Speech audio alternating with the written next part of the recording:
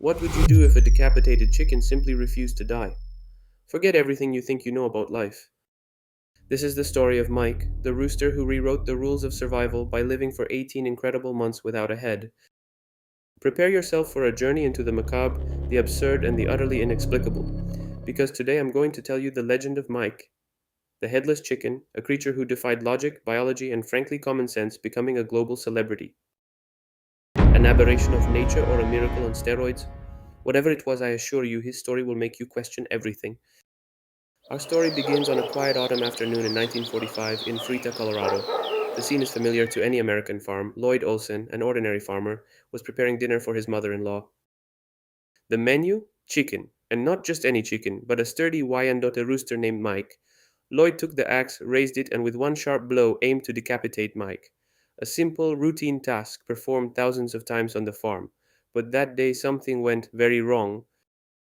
Lloyd was a practical man accustomed to hard work and precise shots, but that day perhaps a distracted thought, a slight tremor of his hand, meant that his shot wasn't perfect.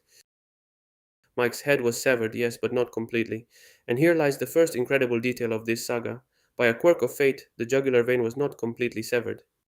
And even more shocking, most of Mike's brain stemmed up, the tiny but vital part that controls basic bodily functions like breathing, heartbeat, and digestion, remained inexplicably intact, attached to his body.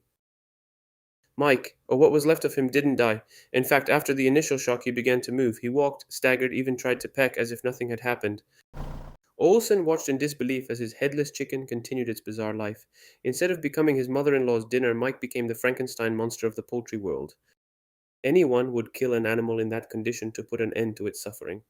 But Lloyd, perhaps out of pure curiosity, or perhaps because he was a man who recognized something truly extraordinary when he saw it, decided not to give up on Mike. He decided to cure him. Which brings us to perhaps the most surreal part of this story. How do you feed a headless chicken?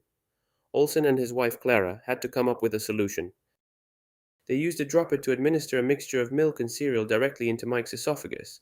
Not only that, they also had to use a syringe to regularly clear his neck of mucus that accumulated and threatened to choke him. Picture the scene, a Colorado farm couple feeding and cleaning a chicken every day that technically shouldn't even be alive. Mike continued to behave like a normal chicken despite his incredible disability. He tried to peck at non existent food, tried to preen his feathers, and even perched on a perch with what was left of his neck tucked under his wing, just like a sleeping chicken. He was a living anomaly, a marvel, and in his own way, a monster who defied all expectations. Mike's news couldn't remain confined to the small Olsen farm for long. Soon word of this incredible headless rooster spread like wildfire. One local newspaper, then others, and before long Mike became a veritable national celebrity.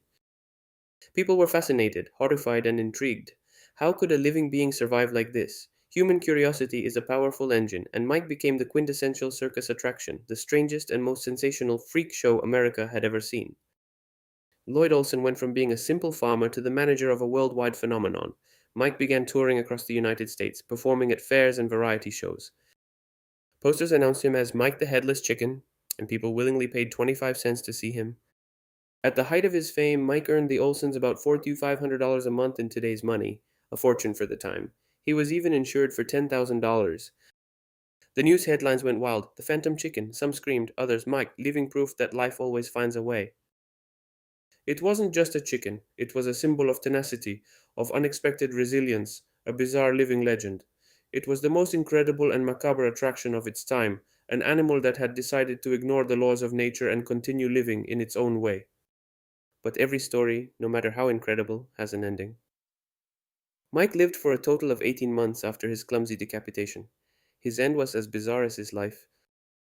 One night in Phoenix, Arizona, on a drive home from a tour, Mike began coughing in his sleep, choking. Lloyd Olson, in a panic, looked for the dropper and syringe to clear his airways, but he had left them somewhere else. He couldn't save him.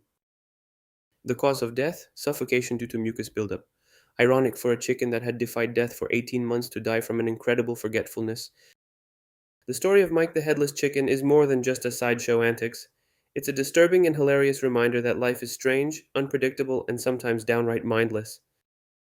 It reminds us that impossible is just a word, and that tenacity can take the most unexpected forms. So, next time you're complaining about a bad day, think about Mike. If a headless chicken could live 18 months, maybe you can get through your day too. If this story left you speechless, don't miss our next video.